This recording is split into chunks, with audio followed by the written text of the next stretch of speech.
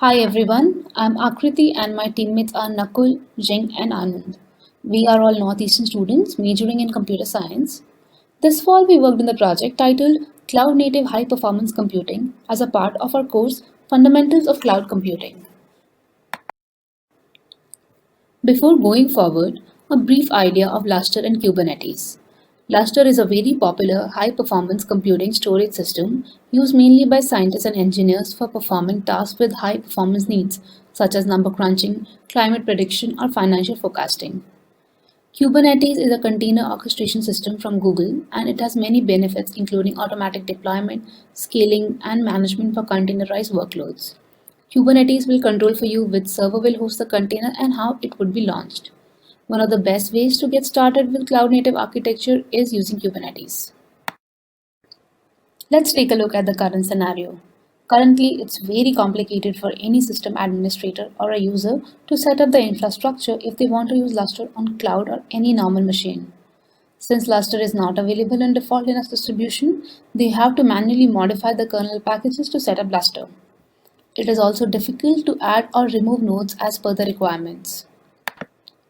One solution available is AWS FSx, which allows setting Lustre on an EC2 instance in one click, but that results in vendor lock-in. So, we decided to automate this tedious process of setting up the infrastructure. A user or a system admin can run our YAML files to set up the infrastructure. The system administrator would execute the YAML configuration provided by our team on Kubernetes interface. This would bootstrap Lustre infrastructure on Kubernetes. And after that, any HPC user can access Lustre client hosted on Kubernetes to use the Lustre file system. We have also provided the support to add or remove Lustre nodes through scripts.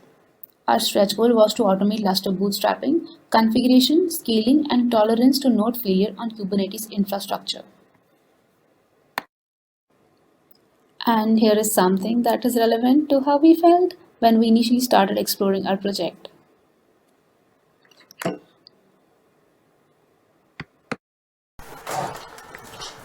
So here is the Lustre architecture which we have set up on Kubernetes.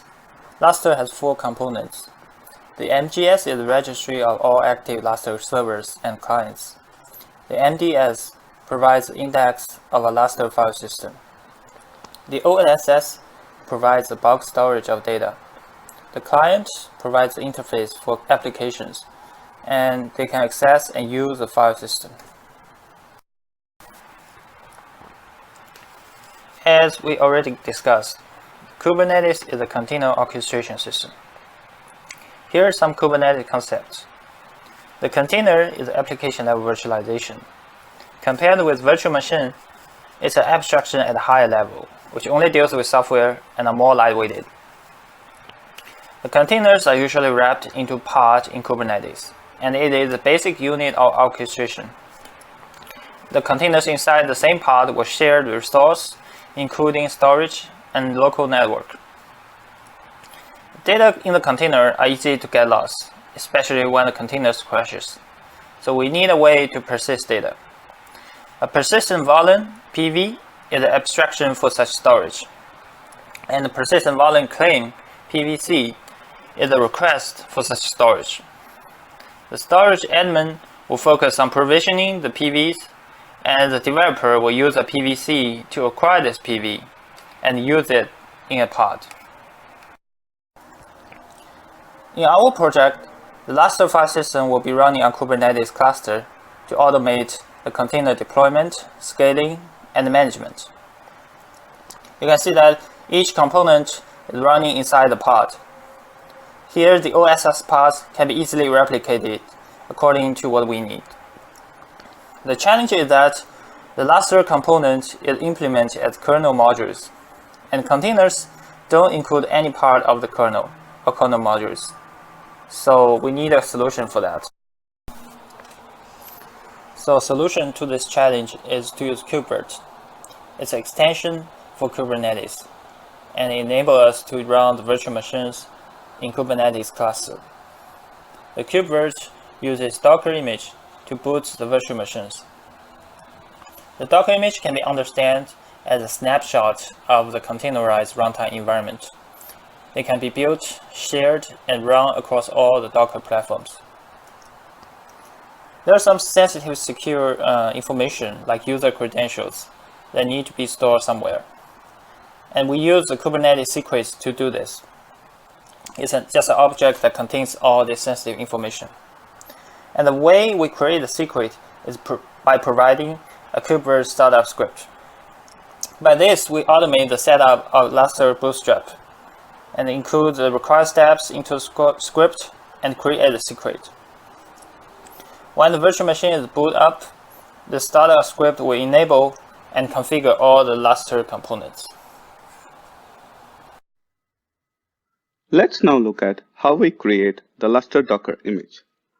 We start off with the default CentOS 7 image in QCOW2 format. QCOW QEMU copy on write uses this storage optimization strategy that delays allocation of storage until it is actually needed. This helped us reducing the overall size of the image to 1 GB as compared to 4 GB with ISO format. We used word customize to set the root password. To install Lustre modules, we use the tool word install. Word install is a tool which boots a VM and allows you to capture the state of the machine in QCOW2 format. Using this feature, we created two images. One is the Lustre server image and the other is the Lustre client image. The server image will be used for management, metadata, and storage service. Finally, these images were added to a Docker file, built as a Docker image, then uploaded to Docker Hub.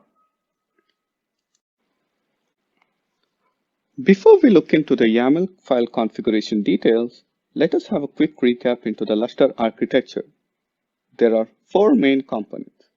The first, Management Server MGS, has a registry of all active servers and clients.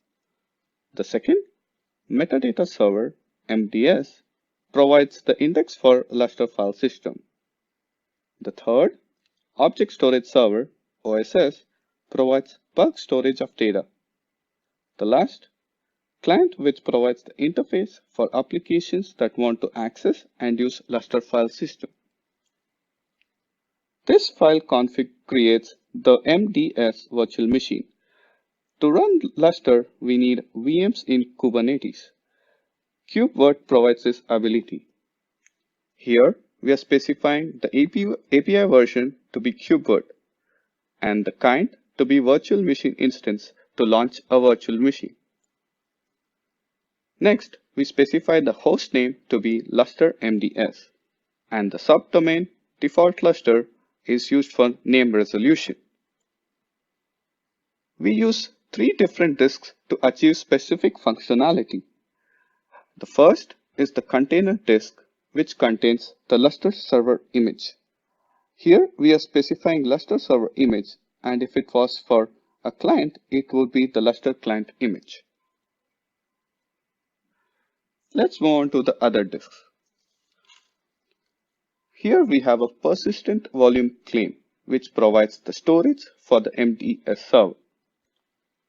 Next, we have a cloud init disk, which contains a secret. The secret is used to provide the automation for the Lustre setup. For a metadata server, it is an MDS secret, and for the management server, it would be the MGS secret. And lastly, for storage server, we will have the OSS secret.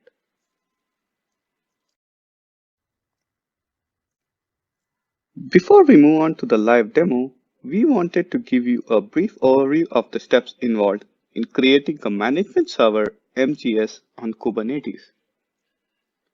Step 0 is a prerequisite to have Kubernetes installed. kubectl provides the interface to interact with the Kubernetes cluster.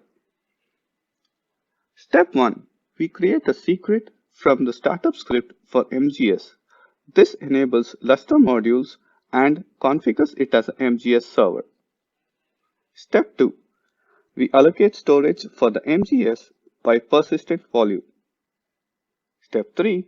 We request it for the storage via persistent volume. Step 4. We launch a MGS virtual machine having the persistent volume claim attached to it. Step 5. We validate if the VM is up and running.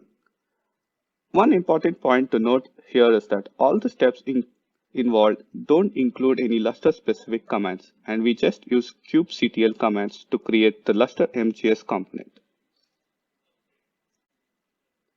And now it's demo time. So let's now start the demo. For this demo, we will create one Lustre component MGS, and other components will be configured offline following the same steps to save time.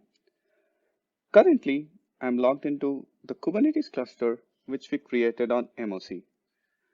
I have cloned our project from GitHub. So let me navigate into the project. Now we have a folder for the Kubernetes Lustre config, which has the startup scripts and the YAML configurations. So let's go into that. As you can see, we have different startup scripts for each of the components. So let's now create the secret, which is the step 1 for MGS. So by kubectl create secret command and specifying the startup script file for MGS, we should be able to create the secret. As you can see, the secret was created. We can view the secrets by kubectl get secrets command.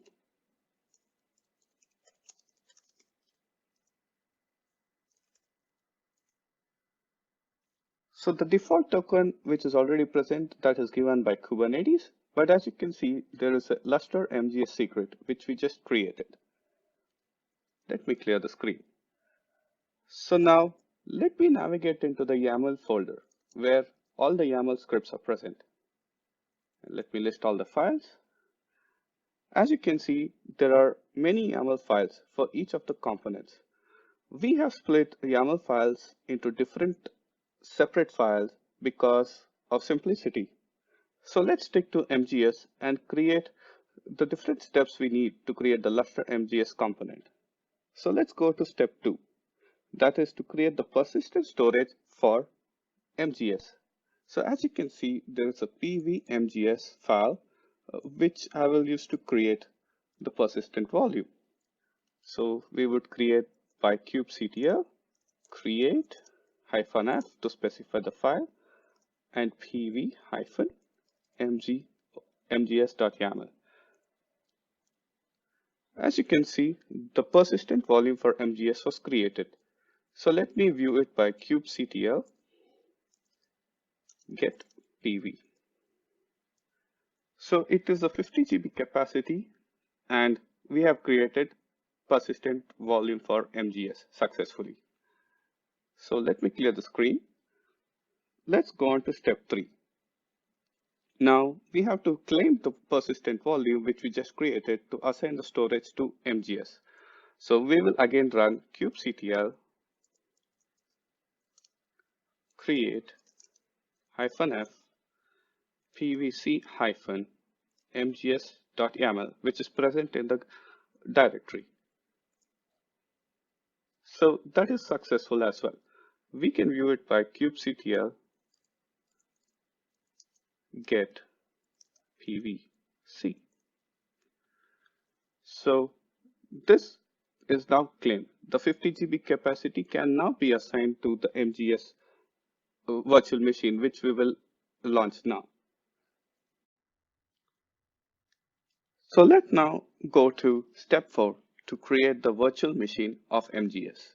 So let me list the files again. So here we have the CentOS 7 Lustre MGS YAML script. Let me configure that with the kubectl command. Kubectl create -f CentOS 7 -Lustre and MGS. As you can see, the Lustre MGS virtual machine instance was created. There is service default Lustre, which is the domain name service for name resolution, also got created. We can list the virtual machine that was created with kubectl get vmi command. So kubectl get vmi. So there you go. Lustre MGS was scheduled.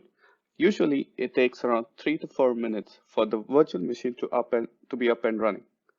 We can see the events that are going on the backend on the Kubernetes infrastructure by kubectl get events command.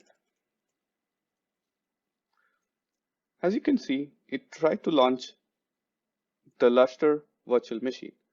Here, it tried to download the Lustre server image, which we tried to specify in the YAML script to start the Lustre server.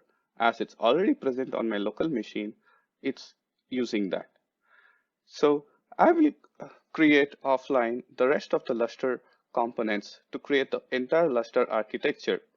I can assure you that I'll follow the similar steps, just different configurations for each of the components. There is no other magic involved. So see you soon. I have created the rest of the Lustre components successfully. We can verify this by kubectl get vmize command to view all the VMs that have been running. We have two clients, one MDS, one MGS, and one OSS. Let's log on to the client one to see if the Lustre file system is up and running. So we would just SSH using the IP of the client one. We are successfully logged in. So we have mounted the Lustre file system on the path Lustre FS. So to differentiate between Lustre file system and the regular file system, you can see the mount point is different. So here you can see the IP of the MGS server as compared to the local file system. Let me switch to root to show you some Lustre specific commands. So let's check the status of the Lustre file system, which is done by lctldl. This shows the connections to all the components in the Lustre ecosystem. MGC is the connection to the management server, which is up. MDC is the metadata server connection, which is up. And OSCs are the connection to the storage servers, which is up. Let's see the utilization of the Lustre file system, which is done by lfs df-h. We can see the utilization of the MDT, that is the storage for metadata server, and OSTs, which is the object storage servers. Now let's try to write something to the file system. Let's switch to the path for Lustre file system. I would say echo hi from client 1, a demo.txt file. It was successfully returned. You can validate this by checking the previous status. Now let me log on to the client 2. So let me view the IP by get vmize command again. So copy the IP address, SSH, and let me view the file which I wrote from the client 1 on the same file system. So I would cat lustre fs and demo.txt, and voila, we can access the shared file system between two clients. We are successfully created the Lustre file system.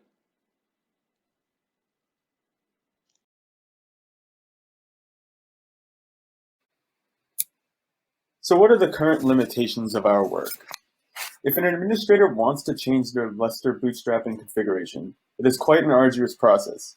All modifications have to go through the secrets files. Additionally, there is no tolerance to individual node failures or any form of automated disaster recovery. You basically need an administrator to manually patch things when nodes fail. Finally, the YAML spec as is pretty limiting. Each Lustre component must also be specified in its own YAML file, and this can be quite cumbersome. And we think leveraging Rook will help solve all three of these issues. So what's Rook? Rook is an open source, cloud-native storage orchestrator. It can automate deployment, bootstrapping, configuration, disaster recovery, migration, scaling, and more. It basically manages applications running inside Kubernetes using Kubernetes native tooling, like YAML configuration, instead of native Ceph or Lustre commands. Basically, we can add Rook as a layer of abstraction so that we can decouple storage system logic from Kubernetes logic. We can keep the storage system, like Ceph or Lustre, unaware of Kubernetes. As you can see here in these two juxtaposed images, we use the YAML scripts in both configurations to be interpreted by Rook. Rook basically talks to the YAML script to trigger the underlying system based on the configuration in the YAML to attach to wherever the storage is. In the case of Lustre, as opposed to Ceph, you need KubeVirt, like we talked about earlier, to attach to the storage node. So what's next? We want to provide more flexibility for bootstrapping Lustre, and then once we integrate with Rook for node scaling and node fault tolerance, we want to pitch this idea to the Rook community. Rook has a huge open source community, and we think that there's a lot of opportunity here. We want to explore KubeVirt more and see if it can be utilized within Rook for Lustre, like in the diagram I just showed you. And we seek to present all these findings at the Linux Storage and File Systems Conference, aka Vault, in February 2020. So we've learned a lot. We learned a lot about the HPC, high performance computing, consumer perspective. We had no experience with high performance computing beforehand. Similarly, we learned a lot about the different project components, like Lustre, which we had never used before. We learned a lot about project technologies like Docker, setting up the VM image with Lustre modules, and Kubernetes in particular, such as PV and PVC secrets, name resolutions, and working with KubeVirt. And we've also been learning a lot about Rook and storage orchestration. We'd like to thank our mentor, Dan, who's been really helpful to us in guiding us with the technical details of the project and what we are trying to achieve. And we'd also like to thank our both professors, Peter and Aran, for their continued guidance.